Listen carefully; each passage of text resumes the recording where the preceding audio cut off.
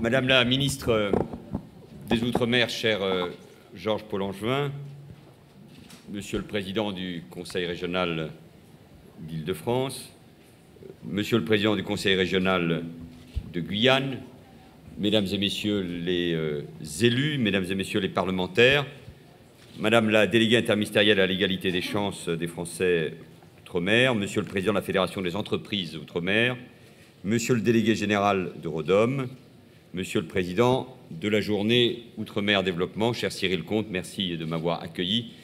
Mesdames et Messieurs, j'arrive, on me précipite tout de suite à la tribune.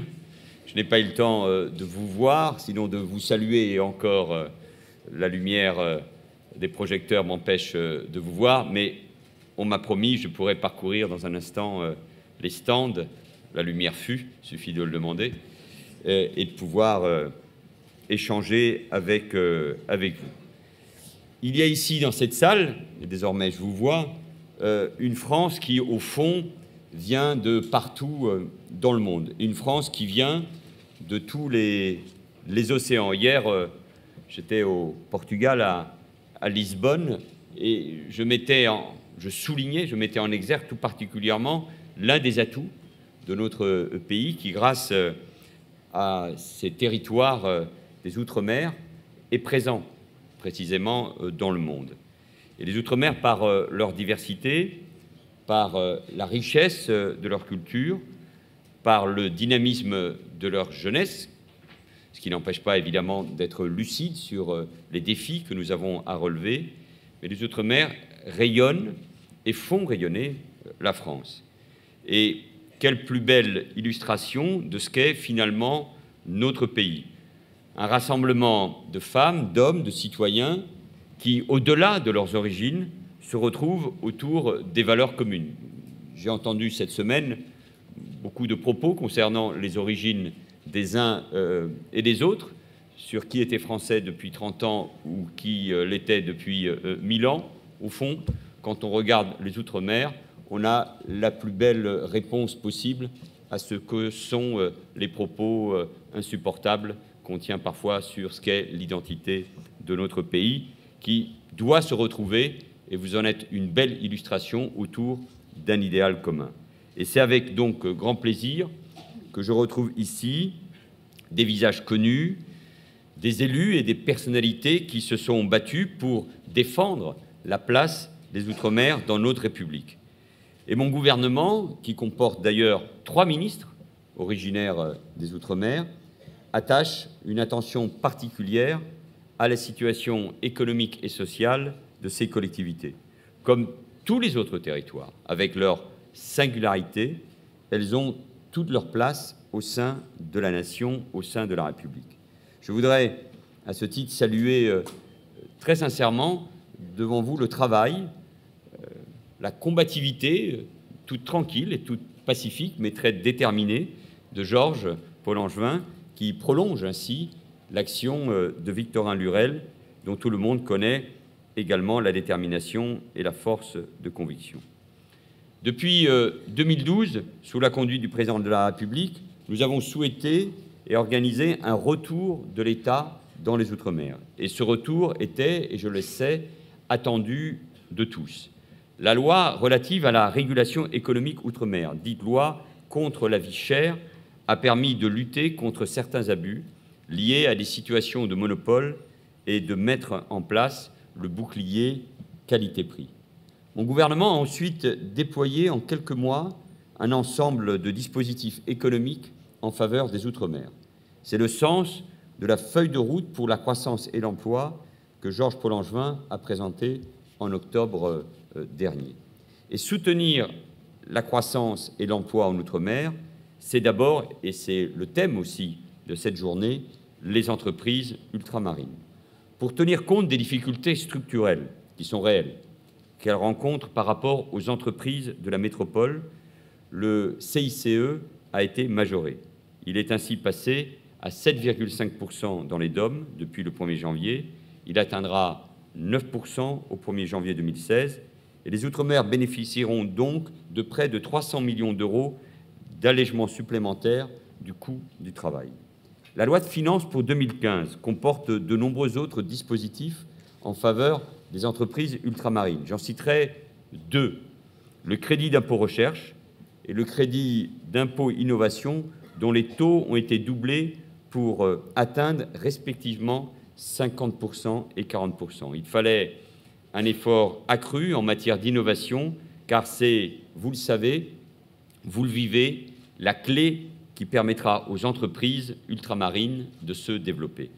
Et nous irons encore plus loin. Comme François Hollande l'a indiqué en août dernier, lors de son déplacement à La Réunion, le projet de loi de finances pour 2016 comportera pour les départements d'outre-mer une mesure dont l'effet sera équivalent à un CICE à 12% dans les secteurs exposés.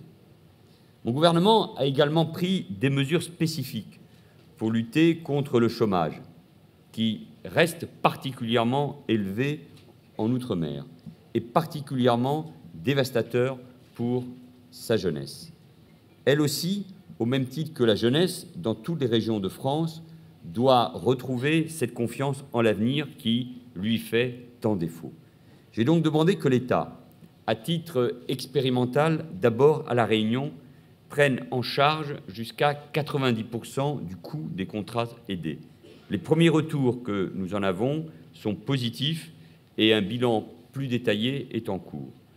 Nous devons agir sans relâche pour la création d'emplois dans toutes les structures et dans tous les domaines économiques. La feuille de route, dont je parlais à l'instant, comporte des mesures fortes. D'abord, pour accompagner la création d'emplois dans les très petites entreprises. C'est la mesure 4000 premiers emplois que nous mettons en œuvre en lien avec la Caisse des dépôts et des consignations et les réseaux d'aide aux entreprises. Ensuite, pour développer l'économie sociale et solidaire. C'est un gisement d'emplois pour nos territoires que nous devons pleinement exploiter.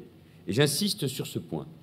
Les aides accordées aux entreprises doivent bénéficier avant tout à l'investissement, à l'emploi, à la formation, notamment des jeunes.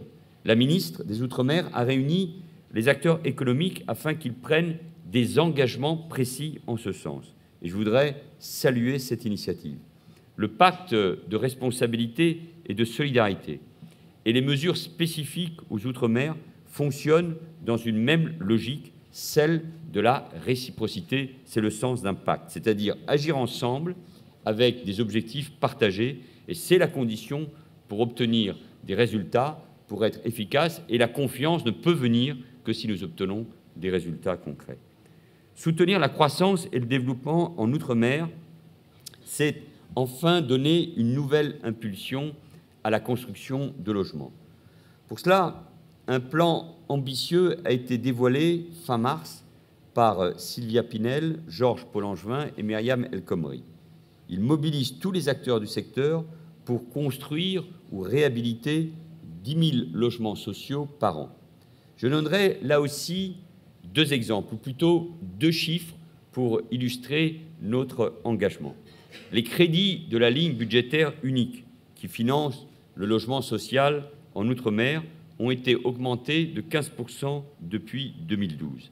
Par ailleurs, 450 millions d'euros ont été mobilisés pour la politique de la ville Outre-mer dans le cadre du plan de rénovation urbaine. Les accords régionaux permettant de décliner ce plan dans chaque territoire seront signés avant l'été. J'y veillerai personnellement, parce qu'il ne suffit pas d'annoncer des pourcentages ou des chiffres, il faut qu'il y ait là aussi une traduction concrète. La fiscalité qui s'applique aux travaux de rénovation a elle aussi été aménagée dans un sens très favorable aux Outre-mer. Le crédit d'impôt transition énergétique a ainsi été adapté au climat ultramarin. C'est le bon sens. L'éco-prêt à taux zéro a quant à lui été relancé grâce à l'action de la ministre de l'écologie, Ségolène Royal, dont chacun ici connaît également l'attachement à l'outre-mer. Nous avons également rendu encore plus avantageux le dispositif de défiscalisation Pinel-DOM qui bénéficie aux acheteurs de logements neufs en relevant son plafond à 18 000 €. C'était une demande de la Fédération des entreprises outre-mer, dont je salue la qualité du travail et dont je salue le président réélu hier. Cette décision permettra de canaliser l'épargne des Français vers l'investissement outre-mer et je m'en félicite également. Et d'autres sources de financement sont disponibles pour l'investissement en outre-mer. En 2014, l'Agence française de développement a engagé 1,5 milliard d'euros de crédits d'intervention dans les outre-mer. 75% des collectivités y ont eu recours. La BPI doit, elle aussi, continuer à soutenir les entreprises. Elle participe d'ores et déjà au préfinancement des crédits d'impôt, CICE, crédit d'impôt transition énergétique, aux côtés, bien sûr, des banques privées qui doivent, elles aussi, pleinement s'engager. Et nous allons poursuivre cette action déterminée en faveur de l'investissement dont chacun a compris quelle est la priorité de mon gouvernement pour les prochaines semaines, pour les prochains mois, alors que nous avons en Europe un retour de la croissance et qui est précisément l'élément clé pour créer de l'emploi. Je connais vos inquiétudes sur l'avenir de la défiscalisation des investissements productifs en outre-mer, car ce dispositif touche normalement à son terme en 2017. Je tiens à le redire ici devant vous. Les acteurs économiques doivent avoir suffisamment de visibilité pour investir dans des projets de moyen et de long terme. Nous avons donc lancé une évaluation des impacts de cette défiscalisation, ce qui est une première étape en vue d'une prolongation au-delà de 2017. Je charge la ministre des Outre-mer et le ministre chargé du budget, Christian Eckert, de mener, à brève échéance, une très large consultation, une très large concertation sur ce sujet, et j'invite tous les acteurs économiques à participer à cette réflexion. Nous continuerons à encourager tous ceux qui investissent, qui bâtissent, qui construisent, qui façonnent jour après jour le visage des Outre-mer. Ces Outre-mer bénéficieront des mesures en faveur de l'investissement et de l'activité que j'ai présentées mercredi dernier et qui représentent plus de 2,5 milliards d'euros d'ici 2017. Outre-mer bénéficiera aussi à plein de l'aide que nous avons mise en place pour ce que l'on appelle les maires bâtisseurs. Cela représentera une enveloppe de l'ordre de 19 millions d'euros par an pour ces territoires. L'ambition maritime de nos Outre-mer doit enfin être confortée. Je rappelle que l'activité maritime représente 300 000 emplois en France et un chiffre d'affaires supérieur à celui de l'automobile. C'est pourquoi l'État soutiendra la modernisation des ports à La Réunion, en Guadeloupe et à la Martinique.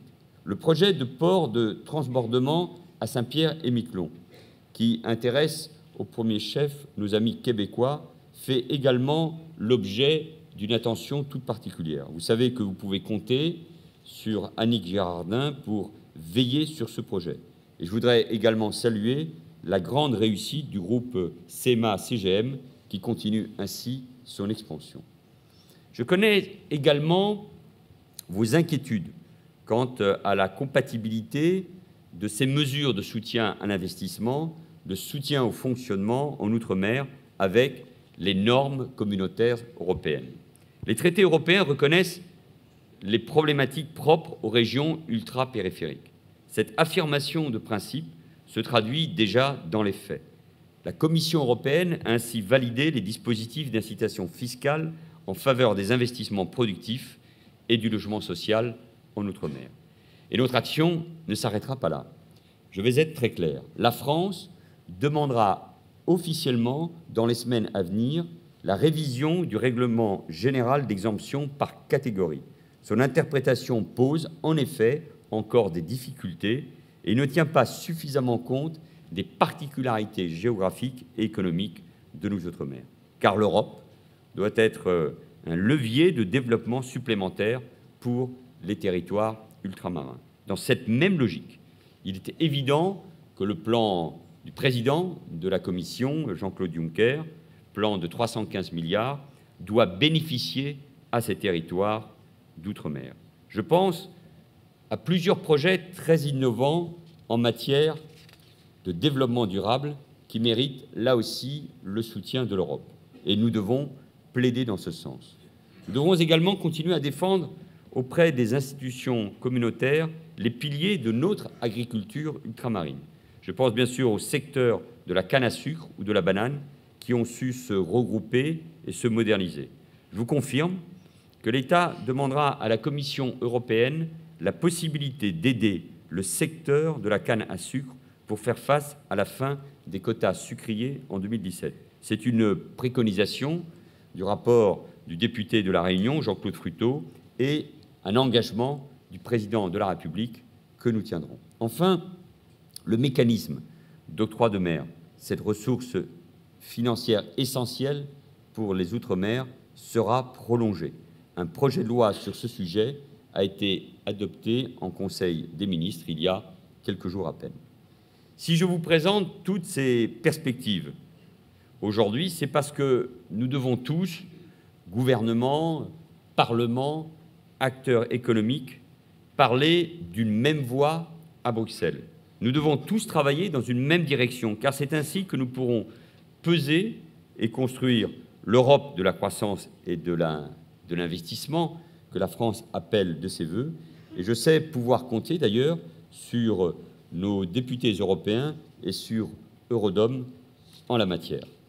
Mesdames et messieurs, le président de la République sera prochainement aux Antilles autour de la date du 10 mai, date symbolique pour la mémoire de l'esclavage. Il sera aussi très présent dans la Caraïbe à cette occasion. J'avais été aux Antilles en tant que ministre de l'Intérieur et je me rendrai mi-juin dans l'océan Indien, à La Réunion et à Mayotte, puis en Nouvelle-Calédonie à la fin de cette année.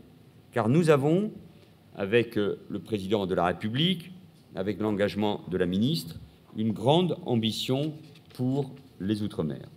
Certains, comme Patrick Caram, évoquent avec beaucoup de talent la notion d'égalité réelle.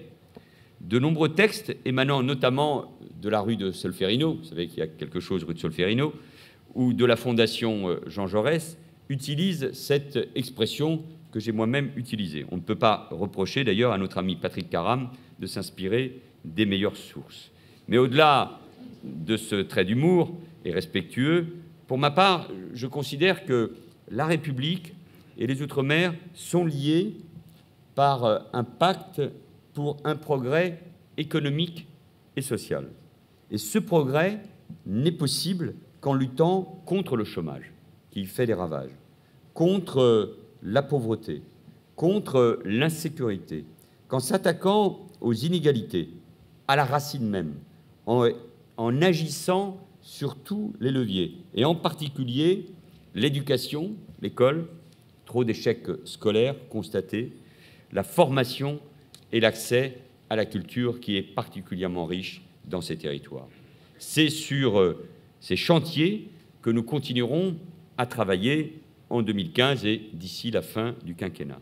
Nous tracerons, par exemple, avec les élus mahorais, le chemin qui nous guidera ensemble jusqu'à 2025 et nous présenterons d'ici l'été, Monsieur le Président, le pacte d'avenir pour la Guyane. Je sais qu'il est très attendu et vous connaissez d'ailleurs mon attachement à la Guyane. Je m'y suis également rendu. Et nous devons travailler à mieux insérer nos collectivités d'outre-mer dans leur environnement régional. Serge Letchimy a sur ce sujet de nombreuses propositions que nous devons faire aboutir. C'est important pour ces territoires, c'est important aussi pour le rayonnement de la France dans l'océan Indien ou dans l'océan Pacifique ou dans l'océan Atlantique. Mais je n'en dis pas plus. Le président de la République reviendra plus en détail dans quelques semaines sur tous ces sujets. Alors voilà, cette première matinée de la journée Outre-mer Développement se termine. Elle a permis, me semble-t-il, de casser un certain nombre de clichés et d'idées reçues. J'ai trop de fois entendu que les Outre-mer coûtaient cher à la France. J'ai trop de fois entendu cette affirmation scandaleuse selon laquelle la République ne tiendrait à ces territoires qu'en raison de leur localisation stratégique. C'est oublier une vérité simple. Nos concitoyens ultramarins sont français et ils aiment la France. Ils l'ont défendue arme au poing par le passé et ne peuvent imaginer leur avenir sans elle. La France ne serait pas elle-même sans sa composante ultramarine. Non, les Outre-mer ne sont pas un coût pour la France, elles sont une richesse, je le disais il y a un instant, une source d'inspiration également et une formidable opportunité que nous devons faire vivre en permanence. Non, les Outre-mer ne quémandent pas l'aide de la nation. Elles demandent simplement qu'on prenne en compte les retards structurels liés à leur histoire et leur géographie. Elles demandent simplement la justice, la dignité, le respect et à faire vivre cette belle idée d'égalité. Non, les Outre-mer ne sont pas condamnés au chômage. La jeunesse ultramarine déborde d'initiatives, de volonté, si on peut dire les choses ainsi également, parce que ça fait du bien, de joie de vivre. Dans sa belle adresse à la jeunesse, Félix Éboué, alors gouverneur de la Guadeloupe, appelait la jeune génération à jouer le jeu, mépriser les intrigues et les cabales, ne jamais abdiquer, malgré les clameurs ou les menaces, à poursuivre la route droite qu'on s'est tracée. Voilà un bon résumé, si je veux vous convaincre, de l'état d'esprit de mon gouvernement. Rien ne nous fera dévier du cap que nous nous sommes fixés pour nos concitoyens des Outre-mer. Merci encore, Monsieur le Président, cher Cyril Comte, pour cette belle journée qui se poursuit. Merci à tous pour votre mobilisation, votre esprit d'entreprise et votre engagement au service des jeunes. Les exemples qui vous ont été présentés au cours de cette matinée en sont l'illustration. Vive la République, vive les Outre-mer et vive la France.